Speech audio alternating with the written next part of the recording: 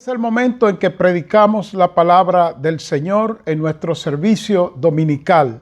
Damos toda la gloria y toda la honra a Dios por su gracia, por su amor, por su misericordia, que aún en medio de tiempos tan difíciles como estos que estamos viviendo, su gracia y su poder nos siguen cubriendo, su mano nos está llevando y estamos bien. Esa es la palabra clave. Estamos bien, porque la palabra dice que Dios obra en todas las cosas para el bien de los que le aman. El texto bíblico, más bien el pasaje, en este caso dos pasajes bíblicos que estaremos usando para predicar, se encuentra en Primera de Pedro 4:15 al 17, ustedes ya lo tienen porque ya lo hemos leído, y Filipenses 4:6 al 9. Estaremos leyendo esos dos pasajes y de ahí predicamos la palabra del Señor con el título: En medio del sufrimiento, obedece la palabra y ora. En medio del sufrimiento, obedece la palabra y ora.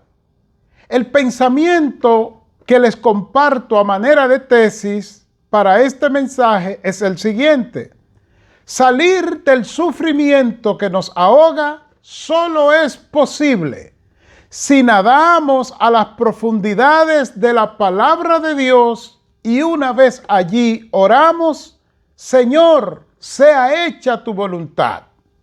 Permítame repetir el pensamiento que sirve de tesis a este mensaje titulado: En medio del sufrimiento, obedece la palabra y ora. El pensamiento dice: salir del sufrimiento que nos ahoga solo es posible si nadamos a las profundidades de la palabra de Dios y una vez allí oramos: Señor, sea hecha tu voluntad. Mis queridos hermanos, es sabido de nosotros que estamos en un tiempo de mucha dificultad. La semana pasada, guiado por el Espíritu Santo, guiándonos en su palabra, nosotros predicamos sobre el sufrimiento y vimos que el sufrimiento es parte de nuestra vida, que nosotros tenemos que adaptarnos a convivir con el sufrimiento. Vimos que el sufrimiento, aunque a nadie le gusta pasar por él, es parte de nuestra existencia, es parte de nuestra vida. El solo hecho de estar vivo, el solo hecho de existir causa sufrimiento. Queremos estar vivos, disfrutamos estar vivos, pero sufrimos desde que nacemos. Y aunque no nos gusta, más nos vale que en medio del sufrimiento nosotros evaluemos por qué éste llega, qué busca Dios cuando llega, qué Dios quiere enseñarnos, y así nosotros podemos sacar los beneficios del sufrimiento, si es que hay alguno, y vamos a ver que sí. En Primera de Pedro 4:15 al 17, nuestro primer pasaje dice: así que ninguno de vosotros padezca como homicida o ladrón o malhechor o por entremeterse en lo ajeno. Pero si alguno padece como cristiano, no se avergüence, sino glorifique a Dios por ello. Porque es tiempo de que el juicio comience por la casa de Dios, y si primero comienza por nosotros, ¿cuál será el fin de aquellos que no obedecen al Evangelio de Jesucristo?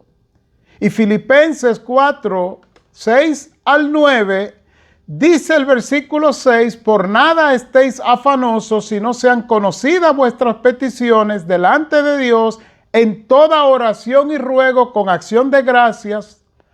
Y el 8 dice: por lo demás, hermanos, todo lo que es verdadero, todo lo honesto, todo lo justo, todo lo puro, todo lo amable, todo lo que es de buen nombre, si hay virtud alguna, si algo digno de alabanza, en esto pensad.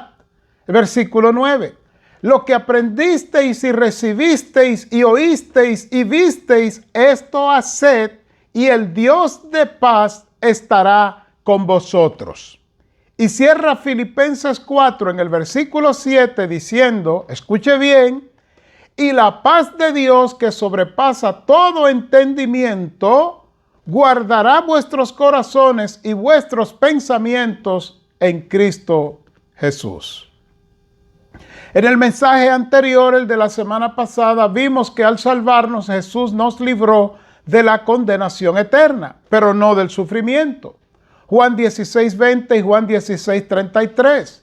El versículo 33 dice: estas cosas os he hablado para que en mí tengáis paz, dice Jesús. En el mundo tendréis aflicción, pero confiad, yo he vencido al mundo. Es lo que quiere decir, yo he vencido por ustedes. De manera que Jesús está dando por sentado que aún salvados nosotros tendremos sufrimiento. Entonces, la pregunta que nos quedó el del domingo pasado, del mensaje anterior, la pregunta obligada es: ¿qué debo hacer en medio del sufrimiento? Hoy respondemos con el título: en medio del sufrimiento, obedece la palabra y ora. Eso es lo que nosotros tenemos que hacer: obedecer la palabra de Dios y orar en medio del sufrimiento. Ahora bien, antes de llegar ahí, en 1 de Pedro 4:15, el Señor nos dice ¿qué nosotros debemos hacer? ¿Cómo es el proceso? Dice el texto: así que ninguno de vosotros padezca como homicida o ladrón o malhechor o por entremeterse en lo ajeno. Pero si alguno padece, dice el 16, como cristiano, no se avergüence, sino que glorifique a Dios por ello. De forma que este texto nos invita a una evaluación.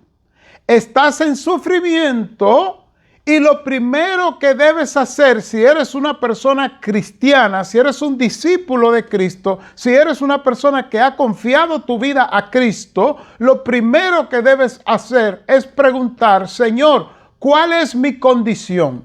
¿Estoy en pecado ante ti? ¿He violado tu palabra? Señor, dime respecto a ti cómo estoy yo. Porque el texto leído dice: así que ninguno de vosotros padezca como homicida, como ladrón, como malhechor o por entremeterse en lo ajeno. Pero si padece por ser cristiano, entiéndase, por la causa de Cristo, entonces glorifique a Dios. Énfasis añadido. Sobre esto de examinarnos también en el Salmo 139, 23 y 24, la palabra dice, escucha ahora: examíname, oh Dios, y conoce mi corazón. Pruébame y conoce mis pensamientos. Y ve si hay en mí camino de perversidad y guíame en el camino eterno. Nosotros necesitamos evaluarnos en medio del sufrimiento, porque en ocasiones nosotros sufrimos porque es el único recurso que le dejamos a Dios para llamar nuestra atención.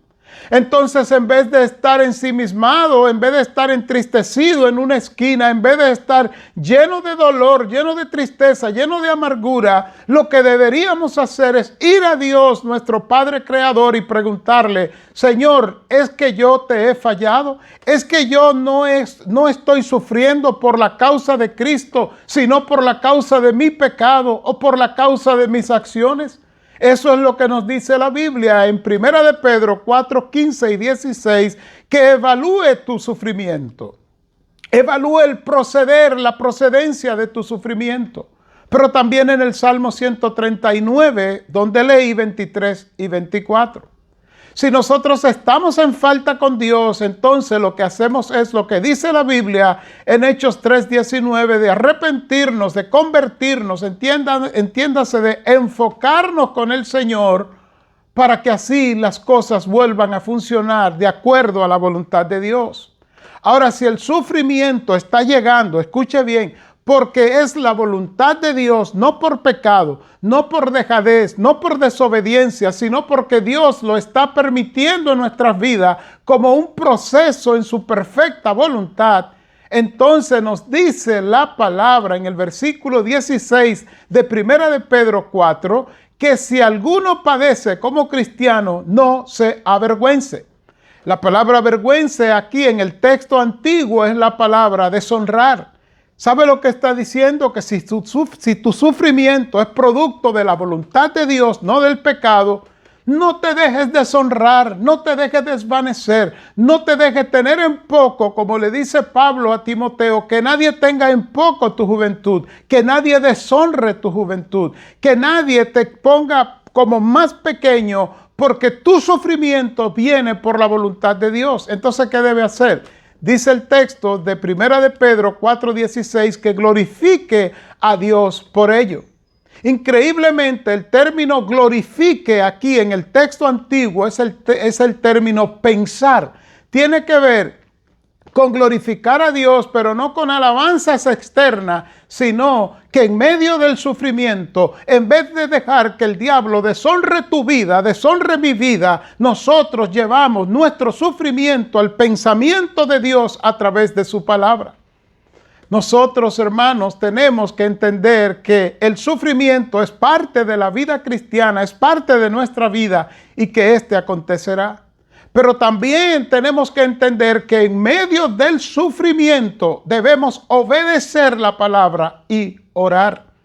Eso es lo que dice la Biblia en 1 de Pedro 4:17, el texto que estamos viendo, porque es tiempo de que el juicio comience por la casa. Pero permítame explicarle que la palabra juicio aquí no es la palabra original, no es juicio, sino evaluación.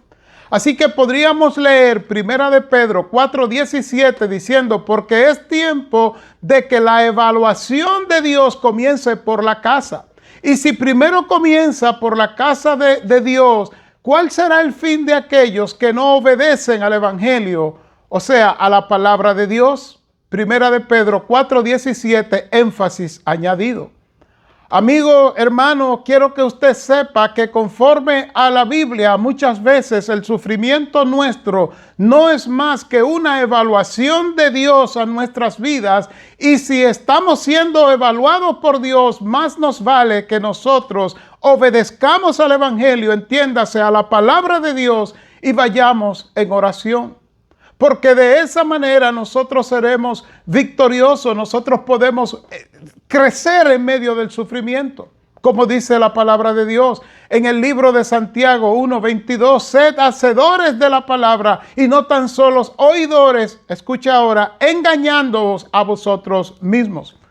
Si nosotros estamos sufriendo, primero nos evaluamos para saber si es porque hemos pecado, porque le hemos fallado a Dios, porque no hemos hecho lo que Dios quiere que hagamos y por eso estamos pasando lo que estamos pasando. Pero después de evaluarnos, si nosotros vemos que no estamos en desobediencia, sino que nuestro sufrimiento es el resultado de la voluntad de Dios en nuestras vidas, su perfecta voluntad en nuestras vidas, entonces no nos dejamos deshonrar, como dice 1 de Pedro 4:17. No nos dejamos opacar por el diablo, no nos dejamos opacar por el mundo, pero tampoco nos dejamos deshonrar por nuestra propia mente, sino que llevamos nuestros pensamientos hasta Cristo. 1 de Pedro 4:17. Repito que la palabra aquí cuando dice que es hora de que el juicio comience por casa es la palabra evaluación. O sea, Dios quiere evaluarnos. Pero también, mis queridos hermanos, cuando nosotros hacemos esto que estamos diciendo, nos convertimos en personas asertivas, porque ahora sabemos que si nuestro sufrimiento es por la voluntad perfecta de Dios, y si no es por la voluntad, y si es por la voluntad perfecta de Dios, no por pecados cometidos, entonces nosotros vamos a la palabra de Dios y seguimos creciendo, como dice Santiago 1:22, repito, que nosotros seamos hacedores de la palabra, no oidores olvidadizos. Esta es la idea que Jesús nos da en Juan 15:7, de que si permanecéis en mí, mis palabras permanecen en vosotros. Escuche ahora, pedid todo lo que os queráis y os será hecho.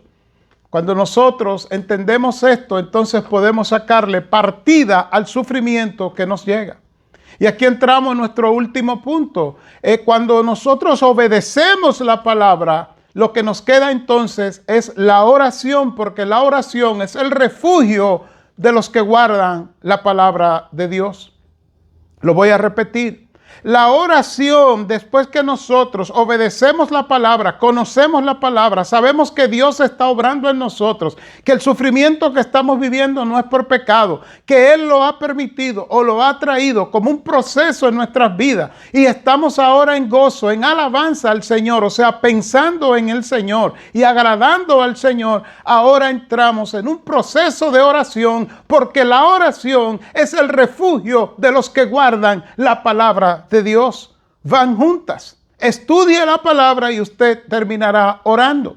Ore y usted terminará estudiando la palabra de Dios. La Biblia dice en Filipenses 4:6, por nada estéis afanosos, si no sean conocidas vuestras peticiones delante de Dios en toda oración y ruego con acción de gracias. Y aquí usted verá cómo la palabra de Dios y la oración van juntas. Por eso nuestro título, en medio del sufrimiento, obedece la palabra y ora. El texto dice, por nada estéis afanosos. Nosotros lo leemos mal y entendemos es por algunas cosas no estéis afanosos. Pero dice por nada. Todo lo que te acontezca, todo lo que me acontezca, todo lo que nos llegue a nosotros, debemos llevarlo hasta Cristo, como dice el Señor en Mateo 11:28. Venid a mí los que estáis trabajados y cargados, y yo os haré descansar. Toda situación la llevamos en oración al Señor. Ese es Filipenses 4:6, pero escuche detenidamente el versículo 8 de Filipenses 4. Por lo demás, hermano, todo lo que es verdadero, todo lo honesto, todo lo justo, todo lo puro, todo lo amable, todo lo que es de buen nombre, si hay virtud alguna, si algo digno de alabanza, escucha ahora, en esto pensad. Ahí está la idea de 1 de Pedro 4:17 que leímos. Nosotros tenemos que, cuando estamos en medio del sufrimiento, no pensar en el sufrimiento como tal, sino llevar nuestro pensamiento a la palabra de Dios. Pastor, ¿dónde dice eso? Acabo de leerlo. Filipenses 4:8. ¿Qué es todo lo puro? ¿Qué es todo lo honesto? ¿Qué es todo lo justo? ¿Qué es todo lo amable? ¿Qué es todo lo que tiene buen nombre? ¿Qué es todo lo que tiene virtud alguna? ¿Qué es todo lo que es digno de alabanza? Es la palabra de Dios. Esto es lo que dice el versículo 9, lo que aprendisteis y recibisteis y oísteis y visteis en mí, esto haced y el Dios de paz estará con vosotros. Filipenses 4:9. Y escucha cómo cierra este pasaje, que aunque está intercalado el versículo que voy a leer, que es el 7, pero en verdad el 7 es el cierre de este hilo de pensamiento de Filipenses 4. Y la paz de Dios, que sobrepasa todo entendimiento, guardará, escuche bien, vuestros corazones y vuestros pensamientos en Cristo Jesús. Entonces, la pregunta es, ¿cómo nosotros podemos concluir? Tenemos que entender, mis queridos hermanos, ustedes que juntos hemos pasado, porque ustedes no han pasado nada que yo no haya vivido también. Hemos pasado huracanes, hemos pasado terremotos, hemos pasado y estamos pasando esta pandemia que nos ha aislado, que nos ha desconcertado, que a algunos ha tumbado, que a algunos ha golpeado. Pero aún por encima de eso también hemos estado pasando sufrimientos de manera individual. ¿Qué debemos hacer? En medio del sufrimiento debemos obedecer la palabra de Dios y orar. La oración es el refugio de los que guardan la palabra de Dios. Permítame compartirle esta anécdota para luego cerrar, para luego concluir nuestro mensaje titulado En medio del sufrimiento, obedece la palabra y ora. Este era un pastor que iba caminando por una ciudad y se encontró con un barbero.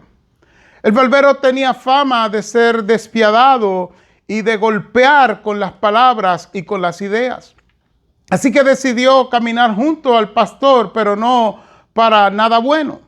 Y en un momento, en un determinado espacio, cuando iban caminando, el barbero junto al pastor vio que habían personas necesitadas, personas en drogas, personas enfermas, niños deambulando por las calles, mujeres necesitadas. Y el barbero, de manera audible, con voz alta y exagerado, dijo: ¿ves por qué no creo en Dios? ¿Por qué yo sé que Dios no existe? El pastor, sorprendido, lo miró y le dijo: amigo, ¿qué es lo que usted está diciendo? Y dice el barbero: si Dios existiera, no existieran personas que sufren tanto como estos. El pastor, desconcertado, miró al barbero y miraba a las personas que estaban sufriendo y siguieron caminando, y el barbero no se le quitaba del lado, y el pastor pensando en lo que había dicho este barbero. Pero en un momento, cuando el pastor miró, vio que entraron en un lugar donde habían personas que tenían el pelo descuidado, las barbas descuidadas, pelo que se ve que no habían tratado por mucho tiempo. Y el pastor entonces le dijo: amigo, ¿usted ve por qué yo sé que los barberos no existen? Yo no creo en los barberos, no existen. El barbero, sorprendido aún más que el pastor, le dijo: ¿cómo usted dice eso? ¿Qué está diciendo?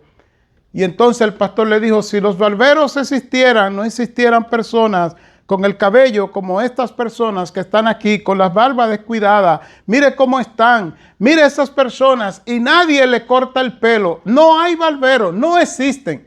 El barbero, molesto, lo miró y le dijo: no, señor pastor, los barberos sí existimos, pero esas personas no vienen a nosotros para nosotros tratarla y embellecerla. El pastor entonces, con el gozo de Dios en su vida, terminó como yo quiero terminar este mensaje, diciéndole: señor barbero, eso mismo sucede con Dios. Dios sí existe. Dios llama a esas personas. Todos los días los llama a través de su palabra, los llama a través de su Hijo en la cruz del Calvario. Pero esas personas, a pesar de ser llamados por Dios, amados por Dios, a pesar de Dios querer salvarlos, sacarlos del sufrimiento, esas personas se ensordecen, se hacen sordos, se hacen necios, no escuchan a Dios y no vienen a Dios. Mi querido hermano, yo quiero concluir este mensaje y por ende esta serie de solamente 2 mensajes. El sufrimiento es parte de nuestra vida. Lo que suceda en medio del sufrimiento es nuestra decisión, no la decisión de Dios. Evalúese, 1 de Pedro 4, 15 al 17. Y si está sufriendo por voluntad de Dios, entonces gócese. Si es por pecado, confiese su pecado, arrepiéntase y deje que Dios trate con usted en gracia y misericordia. Y mientras tanto usted hace eso, después de hacer eso, entonces venga a Dios en la palabra, estudie su palabra, confiese su palabra, crea su palabra y ore su palabra. Y usted verá cómo Dios hará guardia en su corazón. Entiéndase, le traerá la paz. Filipenses 4, 6 al 9. Que Dios le bendiga. Y espero verle el próximo domingo. Y amigos, si usted no se ha convertido a Cristo y está hoy aquí, este mensaje también es para usted. Porque el sufrimiento nuestro tiene un final. El sufrimiento de todo cristiano tiene un final. Terminará el día glorioso, que Cristo venga a levantarnos, a buscarnos. Pero amigo, escuche bien, esto es urgente. Su sufrimiento, si usted no acepta a Cristo como su Salvador, su sufrimiento apenas comenzará el día que Cristo venga a buscarnos, porque usted irá a un lugar de tormento, un lugar eterno, y estará distanciado de Dios, de su gracia, de su amor, de su poder. Y le hago el llamado, le extiendo el llamado de amor para que hoy usted pare esa ruta de sufrimiento eterno y rinda su vida a Cristo. Porque dice que Él no envió a su Hijo al mundo para condenar al mundo, sino para que el mundo sea salvo por Él. Le hago el llamado. Que Dios le bendiga.